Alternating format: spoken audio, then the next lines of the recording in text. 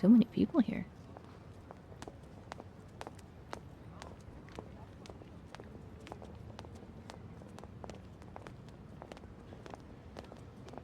Huh?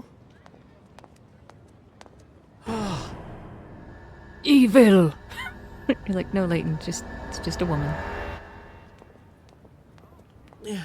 Oh.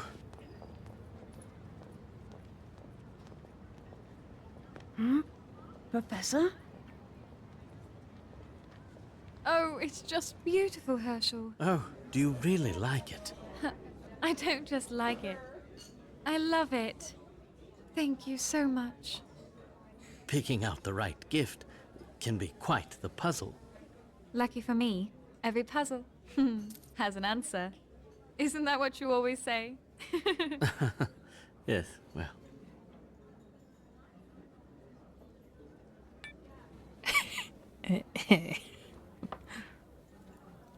I've been thinking, Go on. if I were to get the teaching job, then we... Well, I'm listening, Herschel. oh, I'll tell you later. Come on now. Tell me more about these plans of yours. No, it was nothing. Now let's eat before our food gets cold. Hey, no fair changing the subject. Look at that What are you tablecloth. talking about?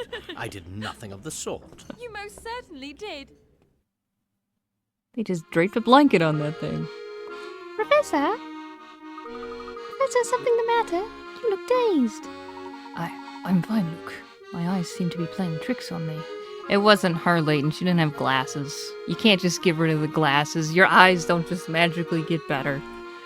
Does this have to do with that lady who just walked by? It's probably nothing. She was just reminded me of someone I knew a long time ago.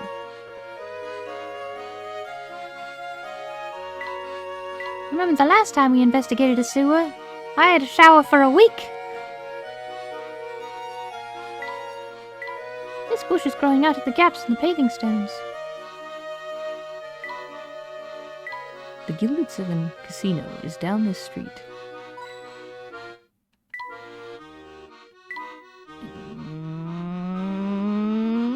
Hint coins, where art thou?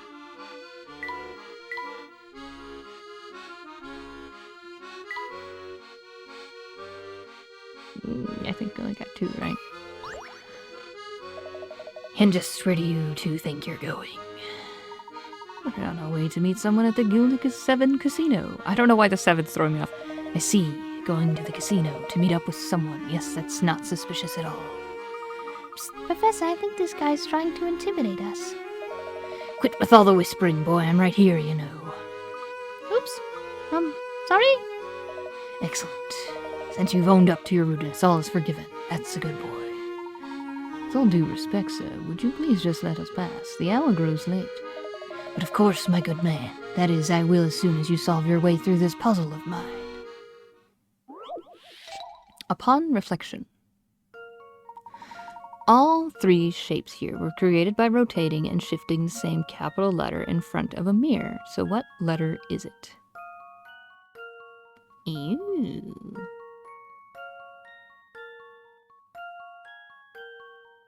It's either an R or a P, right?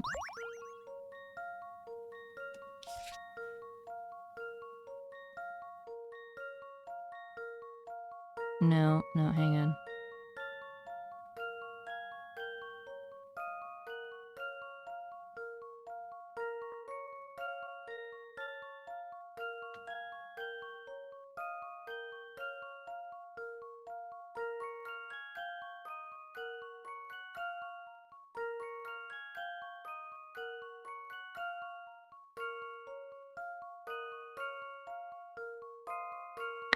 This makes sense, right?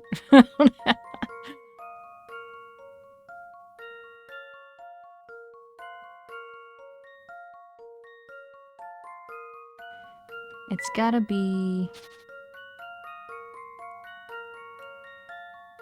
Um...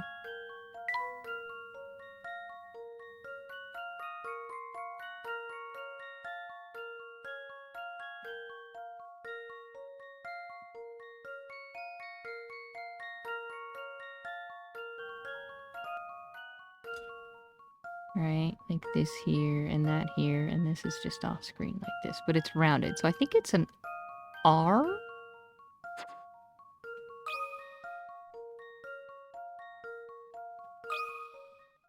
That should do the trick. It is not. It is not an R. Hmm.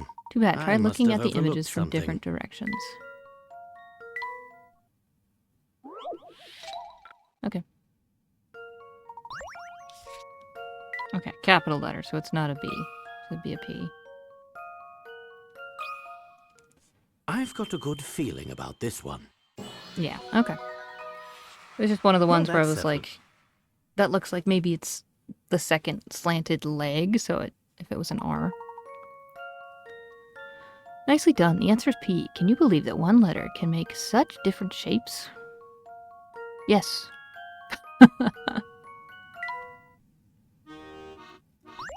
Upon reflection. Well done. You've proven yourself to me, so I will provide you with a valuable yet cryptic warning.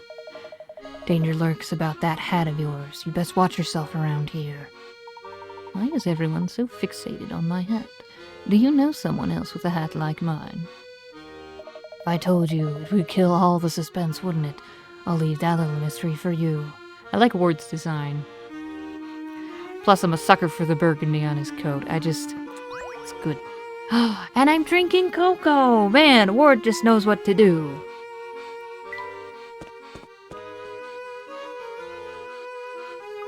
Wow, now that's a casino. I think it's safe to say we found the Gilded Seven. I can't wait to see what it looks like up close. Now, Luke, we talked about your gambling habits and your debts. Please refrain. This car must cost 10 times more than the Layton mobile. Oh, it's so bright. I think I'm getting a tan.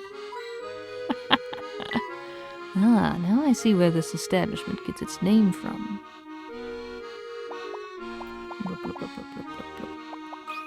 Oh. I was like, coin. Come on. There's gotta be coins in the fountain. Professor, look here. I think I've stumbled upon a hidden puzzle. Whoa, 144. Jeez. Mr. 820. One of the 5 people shown below has a very unique nickname, Mr. 820. Pretty weird, huh? Well, apparently everybody who sees this person and hears the nickname thinks it's just perfect. Well then, who is Mr. 820? Circle your answer, then tap submit. Okay, well, it's a Mr.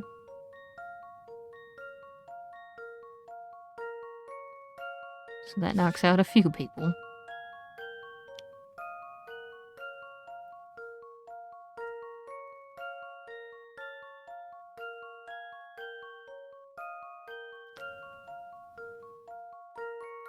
Okay, so I think D and C are just out.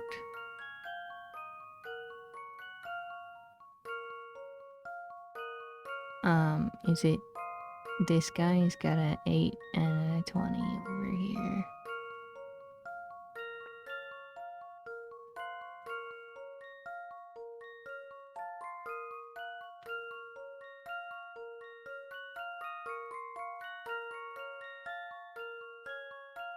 You seeing it?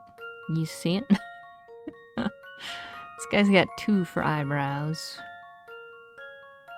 And then he's got the 8 bow tie. And then maybe his head is a 0.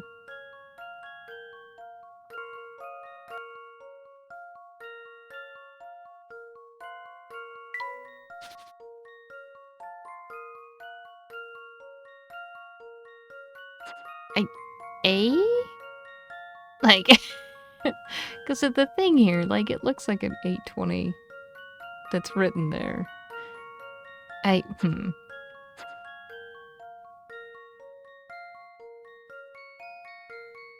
Okay.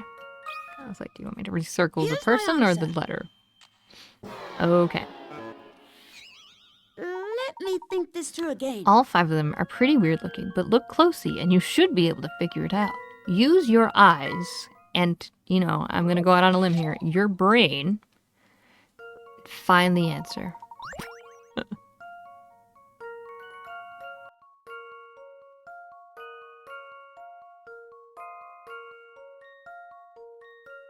I really don't know.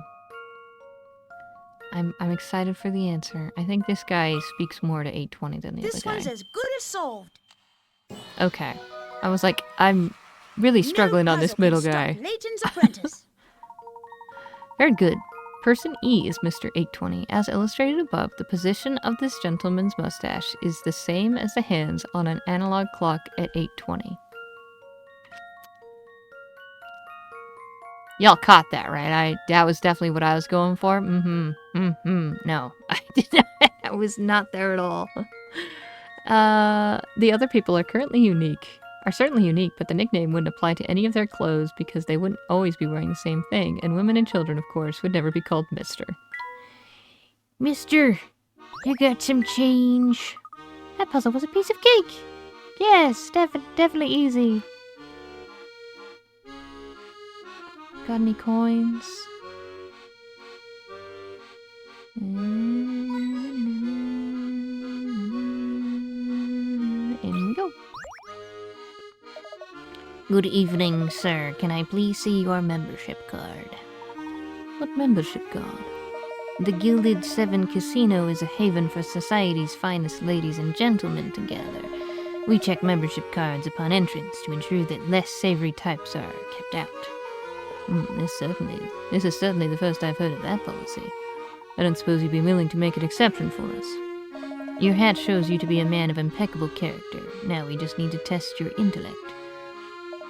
If you can solve this puzzle, I'll let you in without a card this once. This fellow seems awfully focused on your hat as well. Naturally. Is there any greater proof of one's gentlemanly nature than a fine top hat? You could be wearing rags, but as long as you got that top hat, you're in. A game of cards. This is a photograph of two gentlemen playing a game of cards. Everybody who sees the photograph points to the same thing and says something like, someone has no idea what he's doing. Circle the part of the photograph these people are referring to.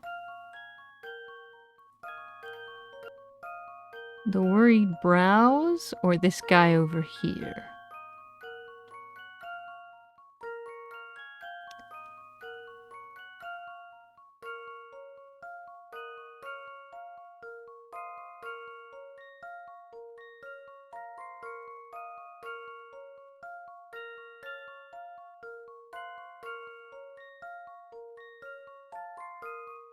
That's a lamp. There's like... Okay. I was just wondering how strong the whole, like, this is something you can select.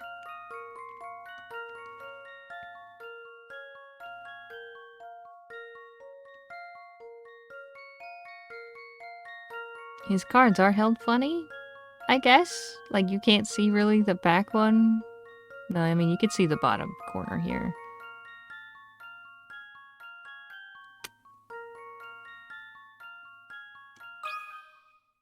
That should do the trick. No? Okay. I was sure my logic was sound. Don't be misled by unimportant details. Okay, so I would assume it's the one who looks worried.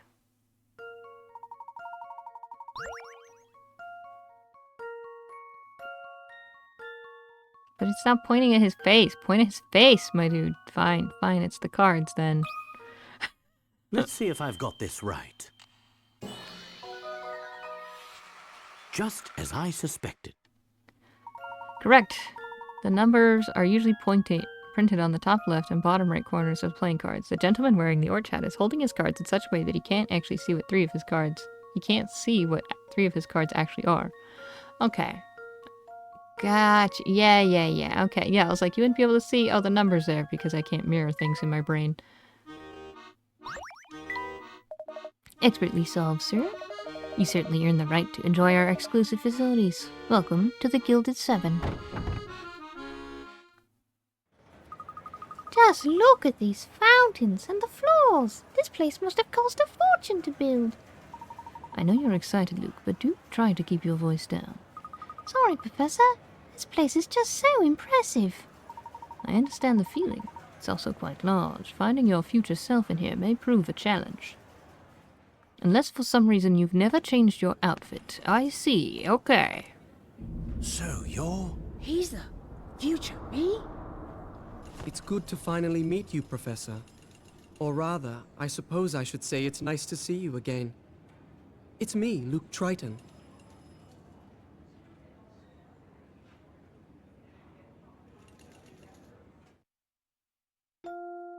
Hello, Luke. Hi, Professor. Oh, you're talking to him. This is going to take some getting used to. I can't believe how small I used to be.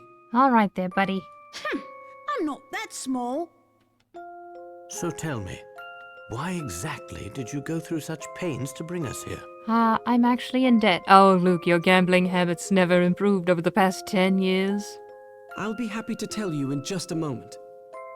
But before that, I'd just like to verify that I'm dealing with the real Professor Layton here. Who else would I be? Allow me to explain. In my London, it's rare to find someone who doesn't know the name Herschel Layton. In fact, many imposters have come forth recently claiming to be him. Are you saying you think the Professor is a fraud? Professor, if you think back on our adventures together, you may recall a man named Don Paolo. As you know, he was a master of disguise. How do I know the man before me now isn't Don Paolo in another of his costumes? Now that's just rubbish, and you know it. Is it now? He's tricked us before. Who's to say he couldn't do it again? Very well, I'll play along. How do you propose I prove my identity? I'm gonna need your wallet. I'll It's hold on quite to this. simple, really.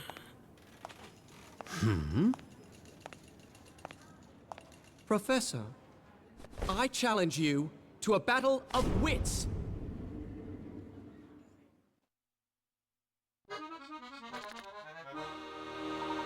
What exactly do you have in mind?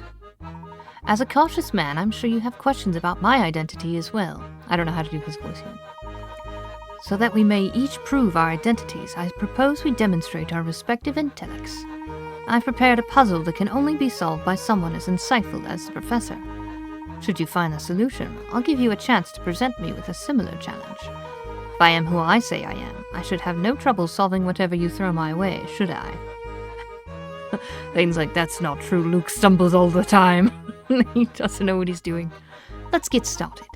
Before us are 4 cards arranged according to a set of conditions. Here they are. First, a heart is next to a diamond. Second, a club is not next to a spade. Finally, a heart is directly to the right of a club. Using just these 3 conditions, I challenge you to find the spade among these 4 cards. Puzzle battle. Oh, it's tense in here. Okay, I was like, I need a memo. The cards are underneath the thing. A heart is next to a diamond. A club is not next to a spade. A heart is to the immediate right of a club. Okay, so if we go heart,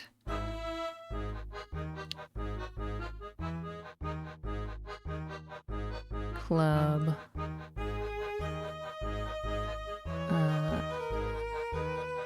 diamond, spade,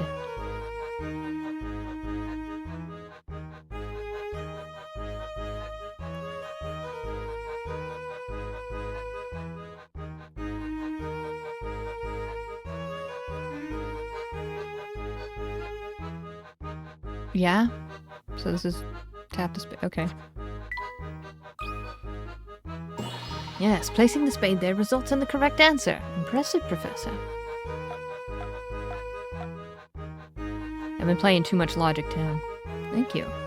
Now, if I may present you with a puzzle of my own design, nothing would make me happier. Good. I enjoyed the idea behind your puzzle, and I'm too lazy to grab out something else, so if you don't mind, I'd like to do something similar. Here are the conditions for my 4 cards. All of them are clubs. Find the club. You're like, wait, what? A club sits directly to the right of a heart. A diamond is the far left or right card and has a heart next to it. Finally, a club is also the far left or right card. Using these conditions, I challenge you to find the spade. Why do I have to? I'm not Luke. Do I look like Luke? Unless it's just, hang on. 4 cards sit in a line. A club sits directly to the right of a heart. I guess it's probably so you could do it if you'd like. A club sits directly to the right of a heart. So if we go club here, heart here. The end card on the far left or right is a diamond, and next to it is a heart.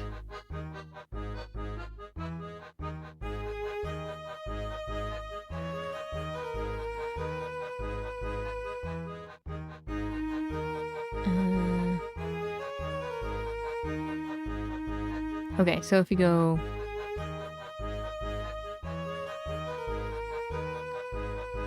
club, heart. Nope.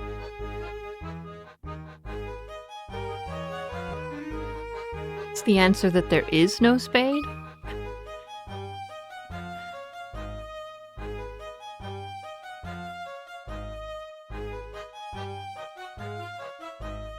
You almost had me there, Professor. But as you know, this puzzle is flawed. It's unsolvable. Okay, I was like, there's no way. Because if it's like, it's gotta be to the right, then that would be a club. But then they're both clubs. Both of the things says it's clubs. Is that so? Yes, I tried several solutions, but none work given the conditions you've set forth. Oh, really? Tell me, did I ever state that the 4 cards on the table contain 1 card from each suit? So you are saying that there is no spade? Precisely. This was a trick question, but it makes a pertinent point. In the puzzle you issued me, you failed to specify that the 4 cards included 1 from each suit. When you leave in a loophole like that, it can make the puzzle unsolvable. This same omission can also open the door to alternate solutions. You intentionally presented me with a puzzle that, when examined closely, is actually incomplete. The real test you set out for me was seeing as if I'd catch on, was it not? It seems you're the genuine article, Professor. I'm glad to see that I've finally convinced you. To be honest, I was convinced from the beginning. Okay, But I just couldn't pass up the opportunity to pit myself against my mentor in a battle of wits. I'm flattered, I suppose. He's like, I do not trust you. Out with it already! Why did you call us here? There are too many eyes on us here. There's a supply room in the back where we can talk. Follow me. The young man calling himself Luke Triton turns out to be an older Luke from 10 years in the future. He wrote to his mentor and friend to request help. Oh, this is not looking very gilded in here. Without all the lights and music, it looks rather sad. I don't think these have seen much use in here. No, it's no good. These lockers are locked tight. Alright, we got them all. Professor Layton, Luke, welcome to London of the future. Still not convinced? You met with Dr. Schrader, didn't you? What did you think after seeing him? I'm sure you noticed the toll that time has taken on the good doctor. Yes, that seemed to be the case. And what of fair London herself? You've walked around enough now to see how it's transformed. Can you imagine a 24-hour casino in this sleepy part of town 10 years ago? Everything's changed so much. What happened to the city? A genius appeared. An evil genius who turned the city on its ear. Oh, I know where this is going. Don Paolo took over the city, didn't he? Don Paolo? Oh, no, I'm talking about a truly brilliant man. Someone the 3 of us all know quite well. Well, if it's not Don Paolo, then who is it? What do you think, Professor? I'm not sure. I thought you'd say that. Who is it? I've got to know. His name is Herschel Layton. That evil genius is you, Professor. What? I was afraid you'd say that. He's on to me. Luke, we have to go. That can't possibly be right. I'm sad to say that there's no mistake here. They call him the devil in the top hat, and he rules London from the shadows. This is common knowledge to everyone in London. I'm like trying to get his voice a little higher, but it's getting a little feminine. Scared people. The city of future London is under the control of an evil Layton, who is using the family to enforce his authority. The sight of the professor, who looks the same as his future self, is enough to spark fear in the townspeople. Sorry, no, he's got to have facial hair if he's evil. That's just how these work. Tell me more, Luke. Oh, I don't know any more than you do, Professor. No, I'm referring to the other Luke. Goodness, this is getting rather complicated, isn't it? Tell me, Luke, how did I rise to rule over all of London? I just told you, Professor, I don't know. Where to begin? Here, Professor, surely you remember this. Of course, this is an article about the accident that happened just the other day. Yes, to you two. I suppose it was just the other day. However, here it's been a full 10 years since that fateful day. Whoa. It was a dark period for London. You see, the Prime Minister vanished, leaving Parliament in utter chaos. Yeah, everyone in Parliament is in a state of panic. In our time, I mean. Professor, you yourself witnessed the accident that changed London forever. The demonstration was a total failure. Yes, both the Prime Minister and that scientist. You mean Dr. Stangun? Yes, that's right. Several people, including those two, disappeared in the blast. Seems likely the force of the explosion killed them. Didn't the paper say that a few of Dr. Stangun's assistants vanished in the blast as well? That's the story in the papers, but what would you say if I told you Stangun was still alive? I'd say it's impossible. Well, then you'd be wrong. Dr. Stangun escaped the blast, but he decided to go into hiding to avoid fallout from the experiment. Well, that man was responsible for the loss of our national leader. Desperate for a place to lay low, the doctor was given shelter from an unlikely person. You, Professor. Me? Why would I... I'm joking. Why would I aid a man responsible for this pandemonium? My question exactly.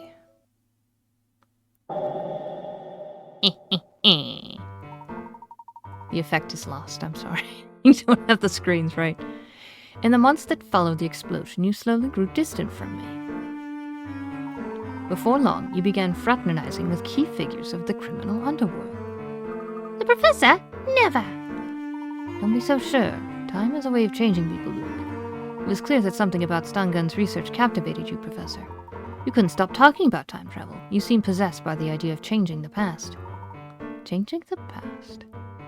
Dr. Stangun was very interested in continuing his research, but he needed financial backing to do it. So you used your superior intellect to assume control of London's underworld. No way. Of course, there were those who tried to stop you, but no one was a match for your smarts. Before long, you were raking in the pounds from all sorts of dirty business. With all the funding he needed, it wasn't long before Stangun completed his work. Completed it, you say? That's right. He built the time machine in the Midland Road clock shop. Though I suppose completed is an odd choice of words, as the machine is far from complete. How so? It doesn't allow users to select their destination, nor where they will reappear in the flow of time. It simply opens a hole of sorts in between two areas of time. You mean a wormhole? Precisely, and by sheer chance. The machine opened a wormhole in the clock shop that spans the 10 years between our two times. This gives us the ability to move back and forth between your present and mine. So you use the wormhole to get the message to us and bring us here. But one thing is bothering me. This wormhole was obviously very important to my future self. Surely the Layton of this era must keep a close eye on the place. How did you gain access to it? I'll get to that, but right now there's more pressing issues. I'll get to that, but right now there's more pressing business I'd like to attend to. Go on then, tell us why you called us here. Always one step with me. Always one step ahead of me. You haven't lost your touch, Professor. I wish to enlist your help in stopping the future Herschel Layton. You want me to stop myself?